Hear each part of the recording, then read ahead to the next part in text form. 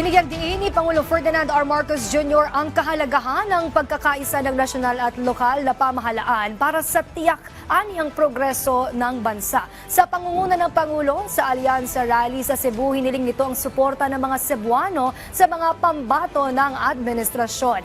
Ang detalye sa Balitang Pambansa ni Mela Lesmoras ng PTV Manila. Sa kanyang pakikilahok sa One Cebu Party Campaign Rally sa Dumanhog, Cebu, ibinida ni Pangulong Ferdinand R. Marcos Jr. ang malalaking proyekto ng administrasyon sa lalawigan na malaking tulong para sa ibayong pag-unlad ng probinsya. Kabilang na riyan ang mga bagong tulay at kalsada at ang itatayong Cebu International Container Port na inaasahang makatutulong para maging logistics hub ang lalawigan. Ayon kay Pangulong Marcos, walang patid ang mga inisyatibong ito ng gobyerno kaya't walang duda na patuloy rin ang paglago ng ekonomiya ng probinsya. Dito sa Central Visayas, na itala natin ang 97.1% na unemployment rate. Ito ang mas mataas pa kesa sa record ninyo noong 2023. Lumago ang ekonomiya ng Cebu at umangat ng 5.7% ang ekonomiya dito sa Cebu. Sabi ng Presidente, ang progreso ng bansa maipagpapatuloy lamang sa tulong ng pagkakaisa. Kaya't tulad sa Cebu, naway manatili rin anya ang magandang samahan ng national government sa iba pang lokal na pamahalaan. Ang pagkakaisa lamang ang magiging susi para sa ating kinabukasan.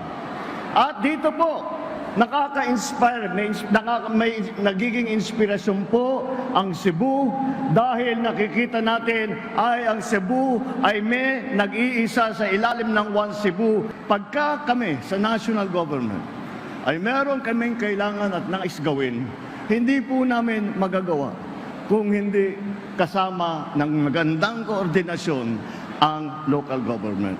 Ngayong nalalapit na ang Hatol ng Bayan 2025, giit ni Pangulong Marcos, mahalaga rin na mailuklok ng taong bayan ang mga karapat-dapat na kandidatong magpapatuloy ng mga inisyatibong nasimulan nila. Kaya't panawagan niya, sana'y suportahan ng lahat ang alyansa para sa bagong Pilipinas senatorial candidates ng administrasyon. Kailangan po natin magkaalyansa. Kaya po kailangan po natin na sabay-sabay na kinakalaban ang mga manghaharang para lang sa kanilang mga sarili at lagi po nating iniisip ang kapakanan ng bawat Pilipino. Yan po ang alyansa. Yan po ang ginagawa ng One Cebu. Yan po ang dapat ating suportahan sa darating halalan. Mula sa PTV, Mela Lesmoras para sa Balitang Pambansa.